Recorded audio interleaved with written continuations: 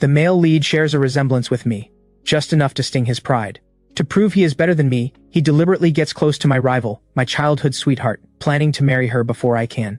But before he even makes a move, I have already delivered her to his doorstep overnight. Because on the day the male lead transmigrated into this world, I was hiding behind a tree, watching the whole thing unfold, and I accidentally discovered I can hear every word between him and the system. To figure out whether his intentions are good or bad, I play along with his script for 10 years. The whole rivalry over a woman act. Now I am tired of the game, and I know exactly why he came here. All he wants is to win over my fiancée. Just as I am packing my bags to leave the country and escape this ridiculous drama, I catch something unexpected at the wedding. The male lead saying his tearful goodbye to the system. Congratulations, player. You have successfully married Stella. The final ending is complete. It is time for me to go. Ethan gives the system a small nod. All right. Thank you, system. You gave me a chance to start over. I am hiding in a corner listening, and I cannot help but laugh to myself. The system is actually leaving, without it here to control the plot. Who knows what happens after the final ending? So I pull out my phone and cancel the international flight I just booked. Then I turn my gaze, slow, deliberate, full of bad intentions, toward that couple about to be wed. Ethan and Stella's wedding is a spectacle. There are over 100 camera positions and top influencers are live streaming the whole thing. The moment it goes live, the live comments flood in. Who else gets it? They finally ended up together. That guy must be fuming. It wasn't easy for them to get here. My Ethan finally found real love. Without that vicious guy around, Miss Shen would have married my dream guy ages ago. But it's because of that guy that my dream guy figured out his own heart. The comments are split, either blessing the couple or insulting me. I read a few and lose interest fast. Back in the day I would have fired back. But after 10 years, I am completely immune to the hate. I stay hidden in the corner, eyes scanning the room. This wedding has to go smoothly. In the middle of all the noise, the officiant finally takes the stage. The moment the ceremony begins, I am more nervous than the couple getting married. Ethan stands in a sharp suit, his posture tall and commanding, eyes fixed ahead, gazing with deep emotion at Stella walking toward him. Ethan is a celebrated award-winning actor, the national idol adored by everyone online. Because of this, Stella generously opens 100 spots for Ethan's fans to watch the wedding in person. Standing right next to me must be one of them. A girl points at the stage and starts screaming, "Look, look, they're exchanging rings!" Her shout pulls my attention back to the stage. Stella has already slipped the wedding ring onto Ethan's finger. Now it is his turn. I watch his slow movement, and my breath stops. Just as he is about to slide the ring onto Stella's finger, he suddenly stops. Ethan's gaze cuts straight to where I am standing. I know. He has found me. And I never expected him to let it go. Not on a day this big. Sure enough, the next second Ethan picks up the microphone. Thank you all so much for being here to celebrate with Stella and me. But there is someone I need to thank in particular. Someone you all know. Everyone follows Ethan's gaze toward my direction.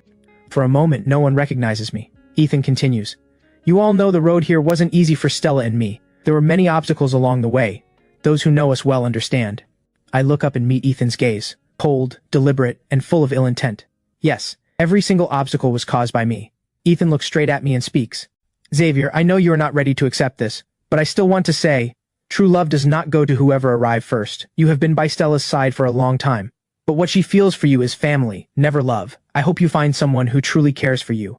And thank you, Stella, for always standing by my side. The moment my name leaves his lips, I feel it. Waves of hostile stares landing on me. Several people even step closer, forming a circle around me as if they are afraid I will cause a scene. And all of this is exactly what Ethan wants. Drag me into the open, flog me in front of everyone. Only then does Ethan pick the ring back up and slide it onto Stella's finger. Watching this, the weight I have been carrying finally lifts. One of Ethan's younger female fans points at me, teeth clenched. Miss Shen and my dream guy are married now. If you dare go near them again, I will not let you off easy. I give her a sheepish nod. Don't worry, I wish them all the happiness in the world. Done. Then, a soft chime rings out. A small blue robot materializes, floating in front of Ethan. Congratulations, player. You have successfully married Stella. Player, your mission is complete. It is time for me to go. Ethan nods. All right. Thank you, system. You gave me a new life. Only I can hear this exchange. 10 years ago, when the system first appeared, I could already hear it. Ethan is its player. Through it, I learned I was cast as the villain. I tried to rewrite my own role, but it was useless. So I commit to the part, play the villain, see the plot through, wait for it to leave. Now this damn system is finally gone. What comes next? That is the real villain. Before I leave the wedding, I catch Ethan's eye one last time across the room. I give him a small smile. Your good days are over. I get back to my place, and the first thing I do is throw out everything from before. Then I call a moving company, and finally send a message to the pinned contact on my phone. By the time I finish, it is past midnight. For the past 10 years, I have played the villain with total dedication. Their romance needed me to turn up the heat. Fine. So what if I was their puppet? Now the final ending is here. The plot no longer controls me.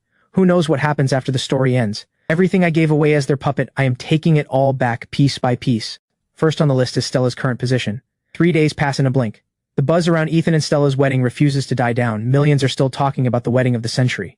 Ethan rides the wave to break into international markets. Then comes the post-wedding family visit, and I show up too. Standing outside, I can already hear the laughter from inside. I do not even need to walk in to picture the warm, happy scene. But today I'm here specifically to ruin it. Ethan is the first to spot me. "Xavier, we were just talking about you. Since you are here, might as well stay for dinner." I nod.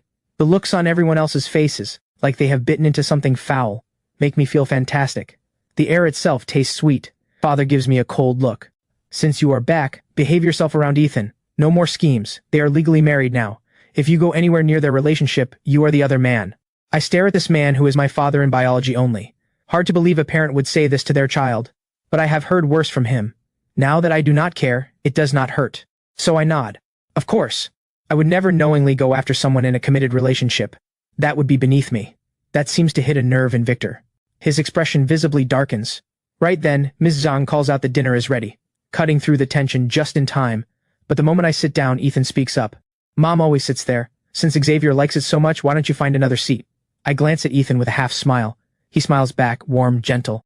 Only I know how ugly that smile really is. Vivian, my stepmother, laughs it off without a care. If Xavier likes that spot, just let him have it.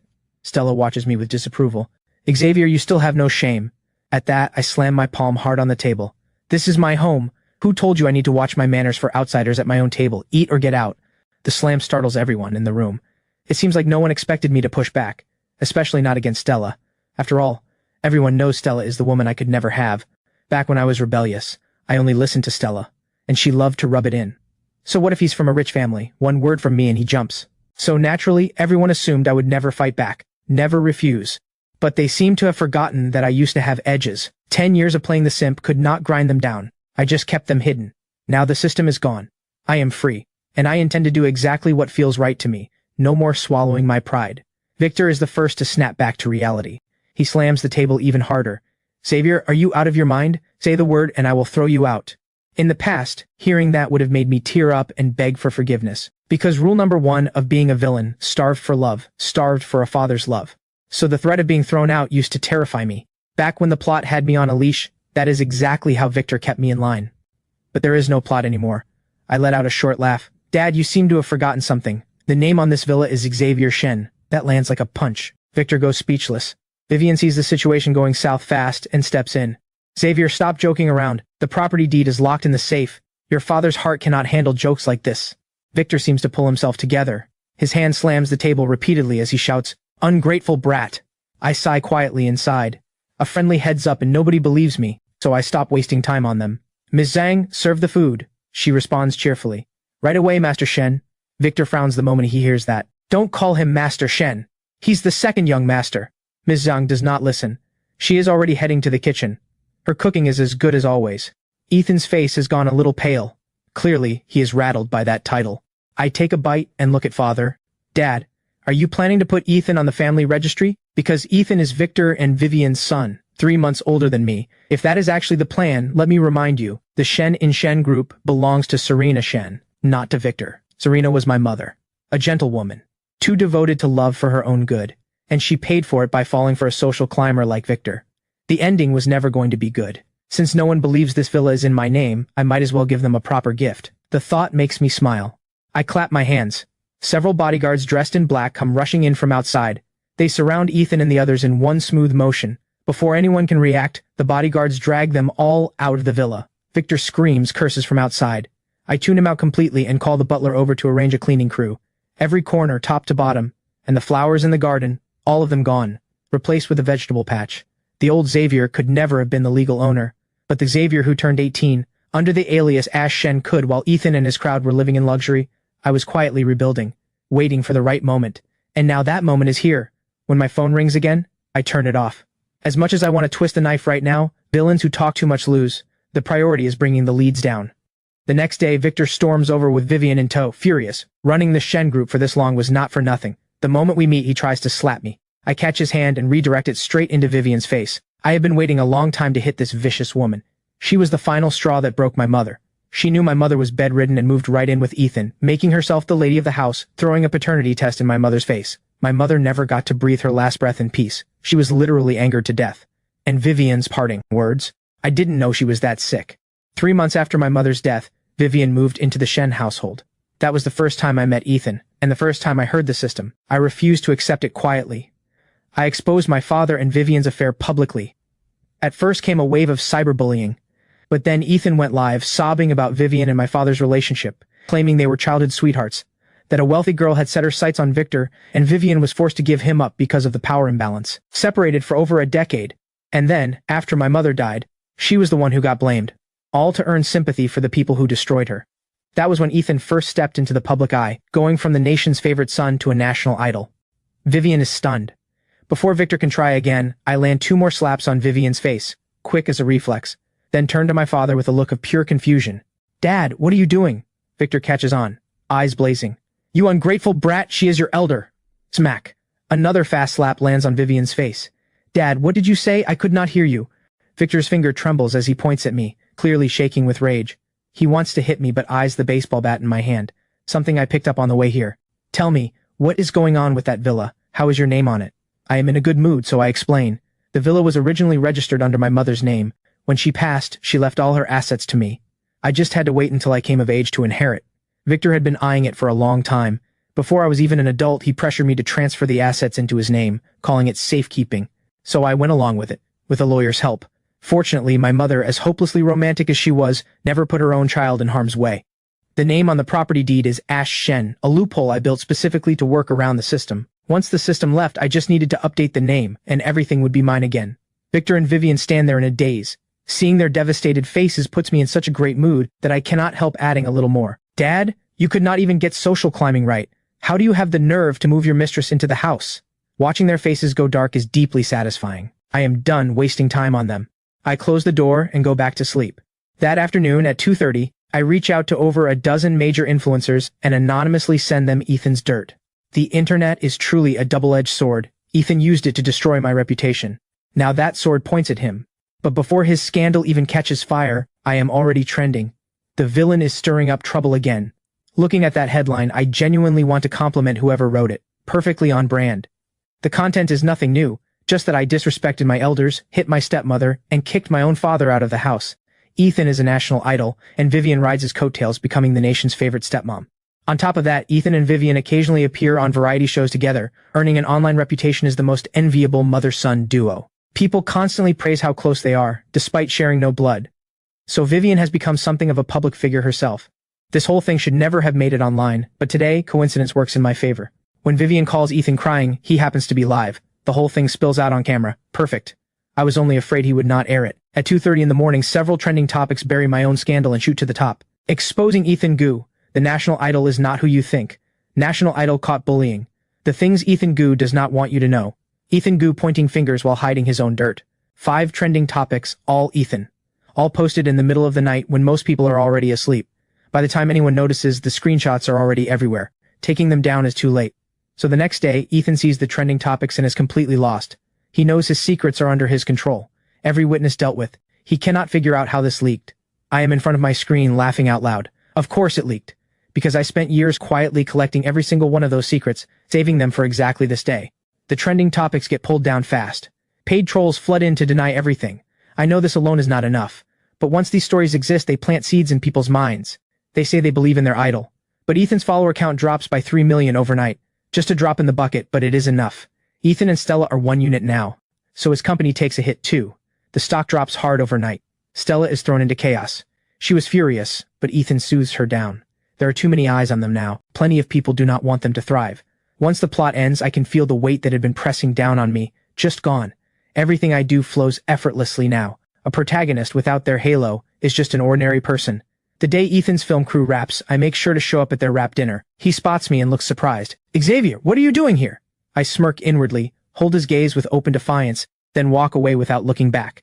I know he will follow. Sure enough, the moment I round the corner, Ethan calls out, Xavier, that was you online, wasn't it? The hostility rolls off him in waves, completely unmasked. I do not bother denying it. Ethan scoffs. Pointless. Save yourself the effort. You cannot beat me. 10 years ago you could not. Nothing has changed. And right now you have nothing. What exactly are you fighting with? Ethan's best trick is playing two faces. In private, this is his real face. I look at him coldly. Your fans should see you like this. Disgusting. And how do you know I have nothing? Is it just because that system told you so? The words land. I watch the shock register in his eyes. Before he can speak, I keep going. What made you think an unknown entity could take me down? Because you are the male lead? A male lead who needs someone else to fight his battles is not much of a lead. Enjoy your last good days. Do not be naive. Ethan seems genuinely shaken. For the next few days he stays completely out of my way. No more daily posts about life with Stella either. During his quiet period, I head over to Stella's company. Before I can even reach the elevator, she steps off one and blocks my path. Someone must have tipped her off. After all, I have been a permanent fixture in online drama, the villain everyone loves to hate. And I used to show up here all the time just to be near Stella. She takes one look at me and her expression sours. Xavier, why are you here? I am a married woman, have some respect. I let out a short laugh. Deputy Director Shen, no need for that tone. We're going to make great colleagues. As the company's largest shareholder, coming to work seems perfectly reasonable, don't you think? That same day, I walk in under the name Ash Shen. The whole office is stunned. I settle into what used to be Stella's office, take a long, satisfying breath, and call the assistant to have all of Stella's things removed. Stella seethes. Xavier, don't push it. I turn and sweep her ceramic mug off the desk. It shatters across the floor. Ms. Shen. Oh wait, Deputy Director Shen. Looking forward to working with you. And going forward, the name is Ash Shen. Stella bites down hard, but there is nothing she can do. She storms out. In the best mood I have been in for years, I order afternoon tea for the entire staff, give everyone 2 days off, and then call a shareholder meeting. On the day of the meeting, Stella walks in looking sharp and composed. No trace of her earlier collapse. She brings Victor, Vivian, and Ethan with her. I am seated at the head of the table. The moment I see them, I call security over and have the non-members escorted out. Ethan breaks free from 2 guards and shouts at me. Xavier, why are you throwing us out? Father agreed to this. I stay completely calm. A shareholder meeting is not open to just anyone. Award-winning actor Ethan, this is not a film set. The fact that I did not have security throw you out is already more than generous. The meeting begins. Just as expected, no one backs me. Everyone insists Stella is the right fit and I should hand the position back. I let my gaze move slowly across the loudest voices in the room. Mr. Shen, the right person should be in the right place, and I don't think that place is here for you. Stella steps in right on cue, playing the reasonable one. Xavier, if you want to work, just say so. I can find you a position tomorrow. What you're doing right now, I don't personally mind, but you are disrupting the livelihoods of everyone in this company. Not everyone has your financial security. I nod agreeably. Exactly. We cannot let personal matters get in the way of people's paychecks. Which is exactly why you, Stella, should not be here either. I turn to another board member who has been pushing back. Mr. Huang, I have one thing to say to you. Never covet what is not yours, no matter how suited you think you are for it. If it is not yours, it is not yours. And I want everyone here to know, the Shen and Shen group belongs to Serena Shen, not to Victor, and certainly not to Stella. Someone my mother casually sponsored out of the goodness of her heart has no business eyeing what belongs to the host. Stella was just one of many people my mother helped on a whim. Her capabilities are undeniable, but someone who bites the hand that fed her has no place in Shen group. 10 years ago, if the system had never appeared, I would not have even noticed Stella at all. When it comes to unpredictable variables, the safest place to keep them is right in front of you. Call it 10 years of being a simp, I call it 10 years of surveillance. The meeting ends. Word reaches me that Stella and Ethan have a blowout fight. Ethan blames Stella for being incompetent, for missing a vulnerability this massive and getting blindsided. Stella blames Ethan for failing to deal with someone she calls a complete idiot, me, after spending years inside the Shen family without ever getting Victor under control. I listened to my assistant's report and let out a cold laugh. What good would controlling Victor even do? His shares are barely worth mentioning. And a man that selfish, he would never willingly hand over what is his. The new boss always makes 3 bold moves. The first move targets Stella. I close in on her step by step at the company. Now she is nothing but a deputy director with an empty title. Less than 3 months into the marriage, they are already fighting every other day. After a period of low activity, Ethan starts posting his daily life with Stella online again. Doing the math, right, Luna is coming back. Luna is my biological sister. Because of this, Ethan even calls to give me a heads up. Xavier, Luna is coming back. Make sure you treat her right this time. Don't be like before. I laugh. I tell him not to worry. I will absolutely put in a good word for him with Luna. Make sure she knows what a caring brother Ethan has been. I hang up, face completely blank, and sink into the couch, drifting into memory. Back when the plot still had control over me, the one and only thing I managed to do outside of the script, against everyone's wishes, was send Luna out of the country. The plot's reach only extended within the country. Abroad, it had no power. As long as she was out, she effectively ceased to exist within the plot. It was a loophole. But it also shattered our relationship. It gave Ethan the opening he needed, and he played the caring brother better than I ever did. The price of breaking from the script was real. My body was no longer my own. 7 days as an NPC. But if it meant getting Luna out of the plot, it was worth it. That was also when the word villain first became attached to my name, and never left. Luna comes back. Stella straightens up too, returning to the office. Not for any other reason, only because Luna is the company's largest shareholder, and the two of them have stayed in contact all these years. The day Luna returns, Victor and the others all come back to the villa. Of course I go too. Compared to when she had just turned 18, Luna is taller, leaner, more mature. But her tongue is just as sharp. You got darker and fatter. That is the first thing she says to me. No emotion, no joy at the reunion, just straight to sparring. I respond with a blank face. I have put on a bit lately, but it is honestly not noticeable. Fine, I will work on it. Ethan grabs Luna's hand, voice thick with emotion. Luna, you are finally back. We have all missed you so much. Every day worrying whether you were eating enough, staying warm. And please do not blame Xavier. He did it for you. Luna's expression goes cold. She shoots me a resentful glare. I spread my hands helplessly. Kids hold grudges. Seeing this, Ethan pushes even harder, talking non-stop, until Luna snaps with a loud, "Shut up!" The living room goes quiet immediately. Victor looks displeased. Luna, that is your older brother. Watch your tone. Ethan is Victor and Vivian's son. I used to think Vivian just did not like children. Later I learned she, specifically, did not like the child my mother gave birth to. Luna keeps the same attitude as always. You shut up too. I'm clear-headed enough to know how many brothers my mother gave me. She says it while shooting me another glare. Victor dares to shout at me but would never cross Luna. She once put Vivian in the hospital for half a month with a single brick. Luna does not care who you are. If she does not like you, she will hit you. She has no concept of holding back. Vivian knows this better than anyone. When Vivian first moved in, Luna made her life so miserable she nearly had a breakdown. After that, no one dared to cross Luna. And yet this same person, had the plot run its course, her ending was always meant to be a bad one.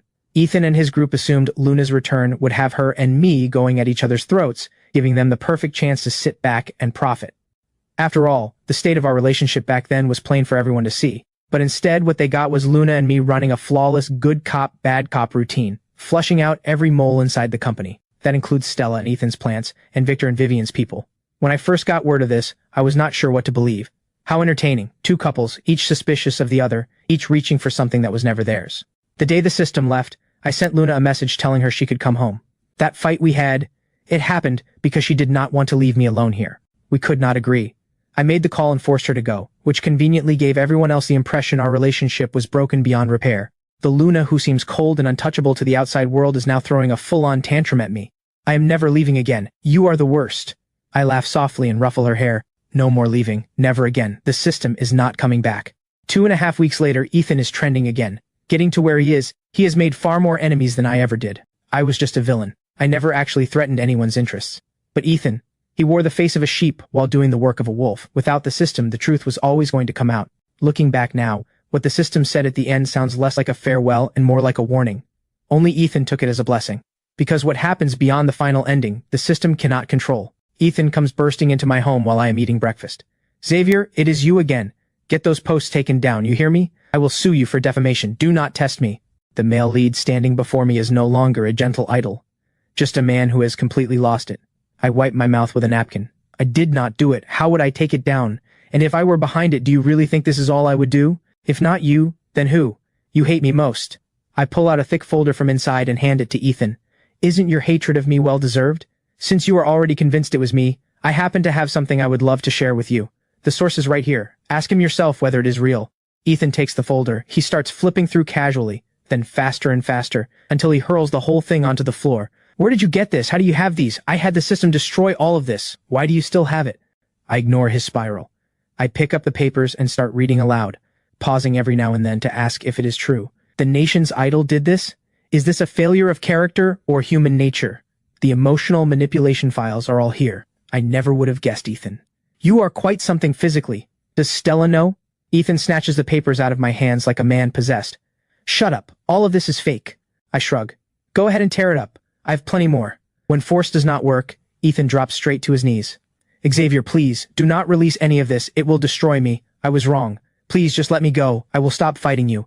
This could ruin lives. People have died over things like this. I lean down and look at him on the floor. I told you before, what is mine will always be mine. You will never take it. As for forgiveness, that is not happening. Do you remember how my mother begged you all? Do you remember what you did? You people drove her to her death, and what you put me through for 10 years? Do you want me to list every single thing? My dear brother, and I use that word loosely, you really had everyone fooled. Got a little too into playing devoted son to your mother's replacement, didn't you? Or did you forget whose son you actually are? Ethan, I will say it plainly. You are not smart. Without the system, you would never have made it this far. Ethan wipes his tears, glaring at me with pure venom. This is not over. We will see who laughs last. I point at my phone. The thing is, Ethan, I am live. That hits him like a wall. He stares at my phone in disbelief. Then one anguished cry, and he is gone from the room. This time his world has truly collapsed. The national idol image he spent years building crumbles overnight. The famous mother-son act with Vivian. The bigger the flame it once burned with, the harder they burn now. And because of this, Victor's good man image is gone too. Every bit of attention he earned by stepping on my mother's memory comes flooding back as backlash. Shen Group stock falls, and keeps falling. The official accounts are flooded with fury. Victor had positioned himself as the victim back then, the forgiving husband who never retaliated, which made him look noble. Finance magazines still run his face on their covers. But when every lie unravels, the backlash hits 1,000 times harder. What goes around, comes around. As Victor dumps his shares in a panic, we buy them up at rock-bottom prices. Every last bit. Nothing stays in the hands of outsiders. Luna asks me what comes next. I hand the company over to her without hesitation. They were right about one thing. I am genuinely not cut out for office life. I am better suited to lying around and counting money. What comes next? I want to live for myself, for once. Nobody knows. But I have been quietly carrying feelings for someone for a long, long time. Locked away, untouchable. That person is who I truly want, the one I somehow let slip away. I do not know if there is still a way back, but if there is not, I will just have to be relentless about it.